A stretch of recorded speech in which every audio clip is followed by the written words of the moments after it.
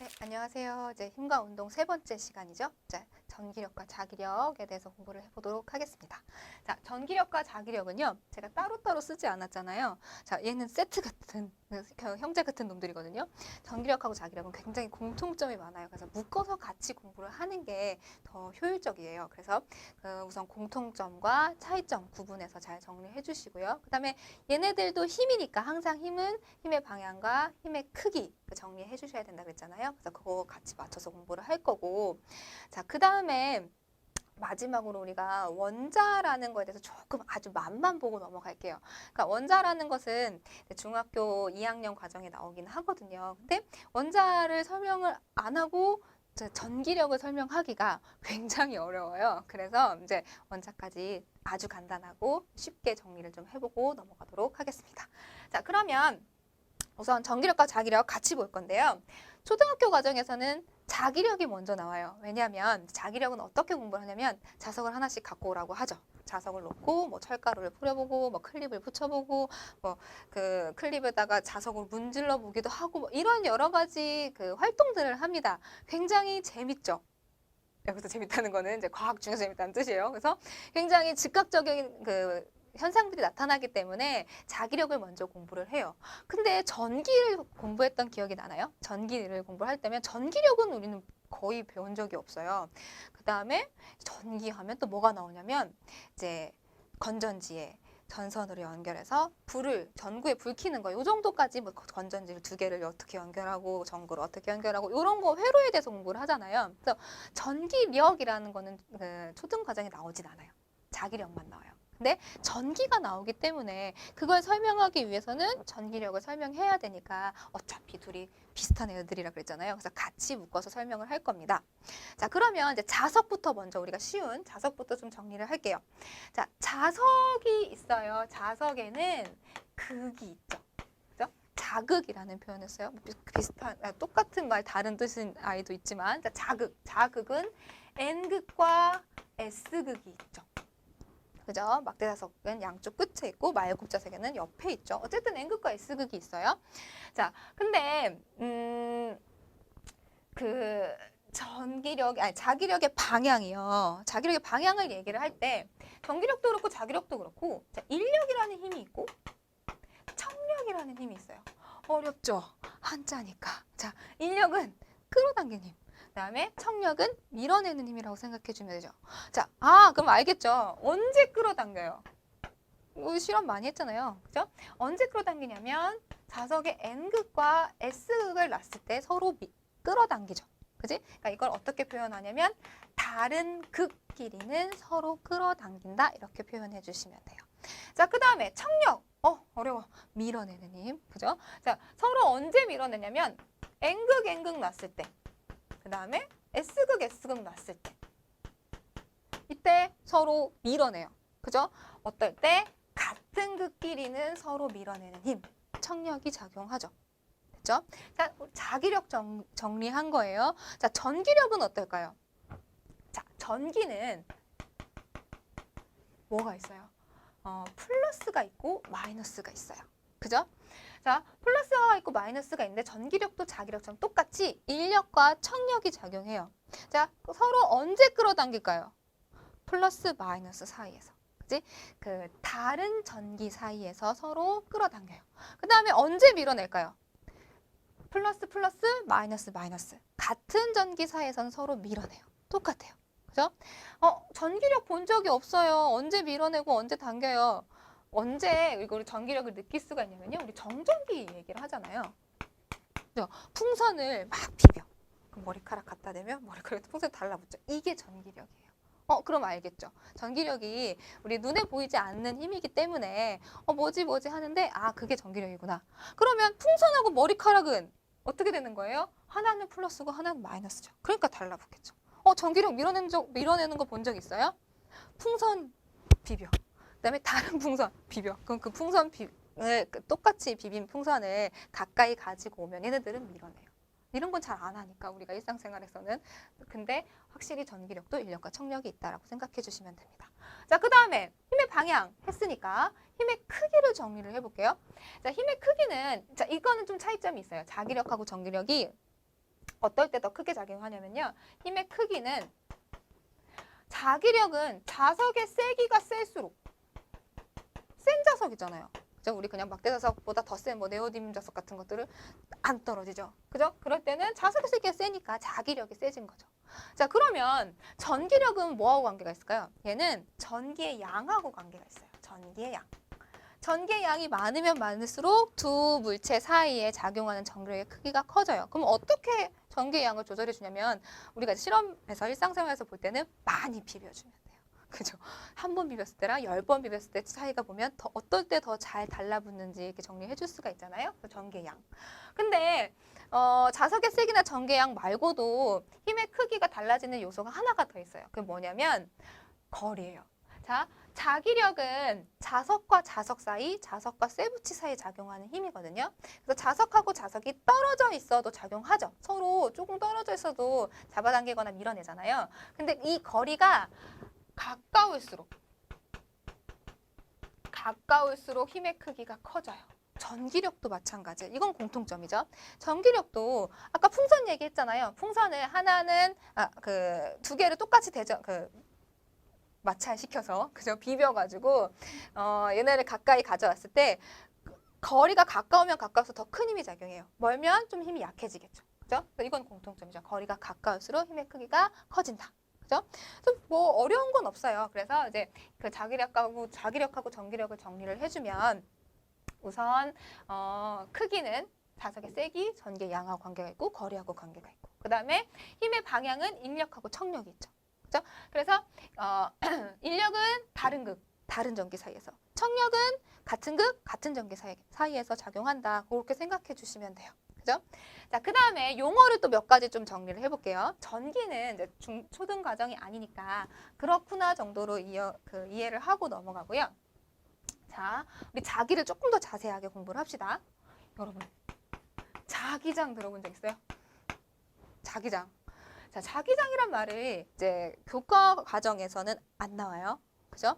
그런데 이제 중등 과정에서는 나오거든요. 자기장이란 건 우선 뜻이 뭐냐면요. 자기력이라는 힘은 물체가 떨어져 있어도 힘이 작용한다 그랬잖아요. 자석을 하나 놨어요. 그 주변에 다른 자석을 갖다 놓으면 얘가 서로 힘을 주고 받겠죠. 그래서 자기장은 공간이라고 생각해 주시면 돼요. 어려워. 그죠? 자, 내가 자석을 갖다 놓으면 이 주변의 공간이 자기력이란 힘을 작용하는 공간으로 변한 거예요. 그죠? 그래서 자기장이 생겼다라고 얘기를 해요. 그죠?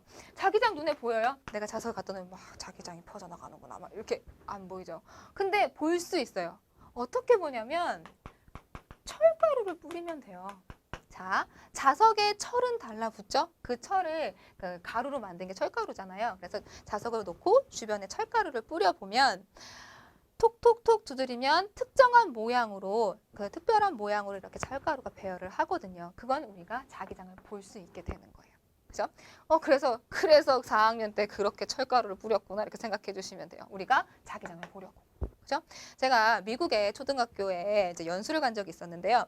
미국은 똑같은 교육과정인데 뭘 하냐면 저희는 자석을 놓고 뭐 종이를 놓는다거나 그렇게 플라스틱 같은 걸 놓고 위에 철가루를 뿌리잖아요. 2D를 보는 거죠. 면에 생기는 자기장을 보는 거죠. 근데 사람은 3차원에 살고 있잖아요. 3D. 그래서 어떻게 하냐면 자석을 투명한 유리병에 넣어요. 근데 그 유리병에 뭘 채우냐면 설탕 시럽 같은 거 투명하게 채워요. 근데 걔는 끈적끈적하잖아요. 그 설탕 시럽에 철가루를 넣는 거예요. 그래서 이렇게 한참 봐요.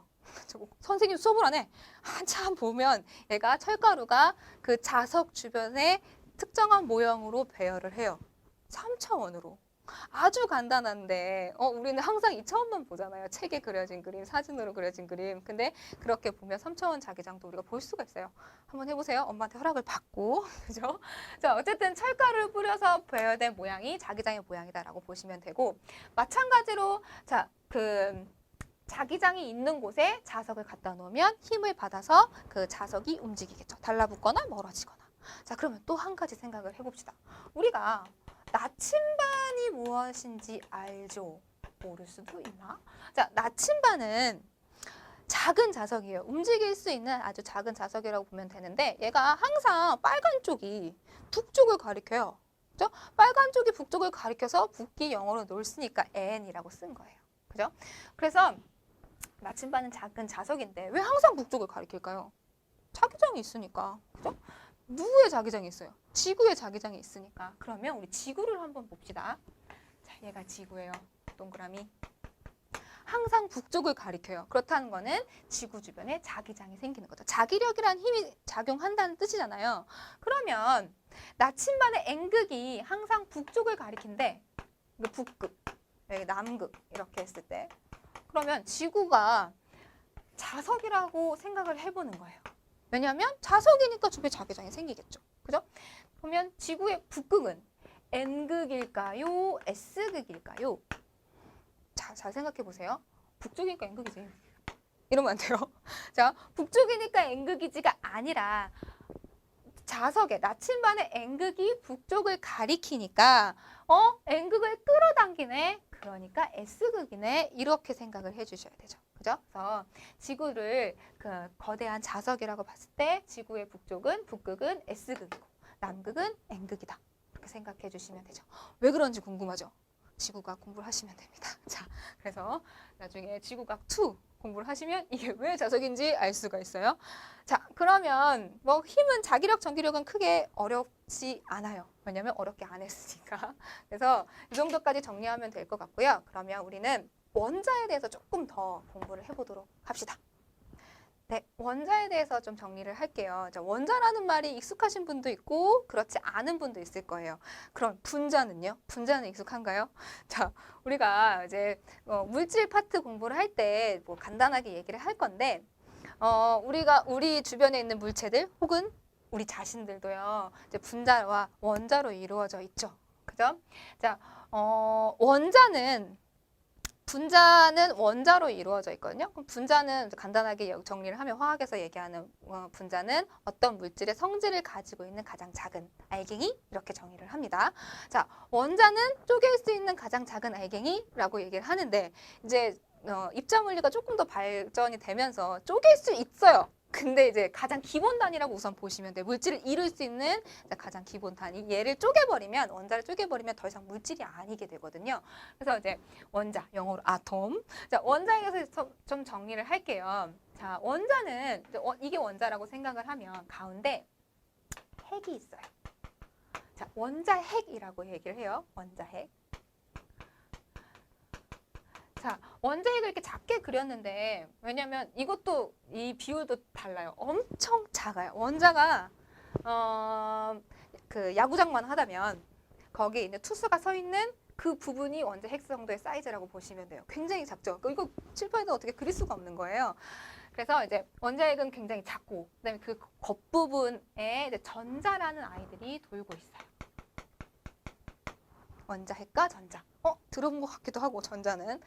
자, 그래서 원자핵도 우리가 잘 보면 좀 크게 그릴게요. 우리가 보기 쉽게 여러 개의 알갱이들로 또 입자들로 구성되어 있는데 자, 여기 안에는 뭐 양성자, 중성자로 이루어져 있죠. 어렵죠? 몰라도 돼요. 자, 근데 자, 양성자하고 중성자로 이루어져 있는데 우선 왜 이름이 이딴 식인지 볼게요. 양성! 플러스 전기를 띠고 있어요. 중성! 전기를 안 떼요. 그죠? 그냥 이름이 그래서 양성자, 중성자예요. 그래서 양성자하고 중성자가 원자핵을 이루고 있는 거예요. 그러면 원자핵은 전기를 띨까요? 안 띨까요? 띄겠죠? 얘는 플러스고 얘는 중성이니까. 그죠? 아무것도 전기를 띠고 있지 않으니까 플러스 전기를 띠고 있어요. 자, 전자는 마이너스를 띠고 있어요. 근데 자, 원자핵이 띠고 있는 플러스 전기의 양과 자, 원자를 구성하고 있는 전자의 마이너스 전기 양을 다 더하면 같아요. 그래서 원자 자체는 중성이에요. 중성.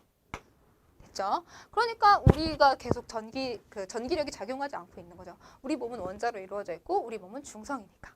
자, 그 다음에 또 뭐 얘기를 할 거냐면요. 질량 개념을 얘기를 할게요. 아까 첫 시간에 질량은 너무 어려운 개념이라고 했는데 그냥 양 개념이라고 보시면 돼요. 전자가 원자핵에 비해서 그 질량이 굉장히 작아요. 자, 양성자 하나하고 전자가요. 대략 2000대 1 정도가 돼요. 근데 원자 핵은 양성자하고 중성자가 여러 개가 있는 거잖아요. 그러니까 당연히 전자의 질량이 또 훨씬 작다고 보면 되겠죠. 그래서 원자들끼리 제가 이렇게 아까 이제 전기 얘기할 때 비빈다고 했잖아요. 그러면 이 전자가 굉장히 가벼우니까 물질 사이를 원자 사이를 왔다 갔다 할 수 있는 거예요. 그러면 처음에 원자가 중성이었죠. 근데 전자가 어디로 갔어? 그럼 어떻게 돼요? 그러면 원자를 구성하고 있는 플러스 양하고 마이너스 양이 원래 같아서 중성이었는데 전자가 어디 갔어? 그러면 플러스가 마이너스보다 많아지겠죠. 그러면 이 전체 원자는 플러스가 되는 거예요. 자, 물체도 마찬가지예요. 굉장히 많은 숫자의 원자로 구성되어 있어서 보통의 물체들은 풍선이나 머리카락이나 이런 것들도 다 중성인데 얘네들을 마찰을 시키면 비비게 되면 그 힘 때문에 전자가 이동할 수가 있어요. 그럼 전자를 잃어버리면 마이너스보다 플러스가 많으니까 플러스 전기를 띠게 되는 거고 또 전자를 받아오면 마이너스 양이 많아지니까 마이너스가 되는 거예요. 그래서 뭘 헷갈리면 안 되냐면 플러스가 없고 마이너스만 있으니까 마이너스를 띈다. 그다음에 마이너스가 없고 플러스만 있으니까 플러스를 띈다가 아니라 플러스하고 마이너스 양이 다르기 때문에 많은 쪽의 전기를 띈다라고 생각을 해주시면 돼요. 어려운 거 없죠? 그치? 두 가지 기억해 주시면 돼요. 많은 쪽의 전기를 띈다. 그 다음에 전자의 질량이 원자의 핵보다 아주 작다. 그래서 어떤 전기적 현상이 일어날 때 원자 핵은 움직이지 않고 전자가 이동해서 모든 전기적 현상이 일어난다라고 생각을 해주시면 돼요. 그래서 다음 시간에 우리가 전기 회로에 대해서 정리를 할 건데 그때 이제 전자의 이동을 가지고 설명을 할 거거든요. 전기가 쉽지 않아요. 왜 안 쉬울까요? 눈에 안 보이니까요. 우리 전자 볼 수 있어요? 전자 현미경으로도 전자는 못 봐요. 그죠? 그러니까 볼 수 없는 거를 설명해야 되고 이해를 해야 되니까 당연히 어려울 수밖에 없는데 이게 한 번 이해하게 되면 엄청 쉬워요. 그래서 지금 이해하게 되면 중학교 과정, 고등학교 과정까지도 쭉 그냥 가시면 됩니다. 그래서 한 번만 고생합시다. 다음 시간에 우리 전기 회로, 전류, 전압 이런 거 할 거거든요. 전구 이런 거. 자, 한번 생각을 해보시고 오늘 공부한 거 다시 정리해보시고 아, 원자 이런 거였지? 라고 그 정도까지 다른 친구들한테 잘난 척하면서 얘기할 수 있을 그 정도까지만 공부하시면 됩니다. 다음 시간에 전기 회로로 찾아뵙도록 하겠습니다.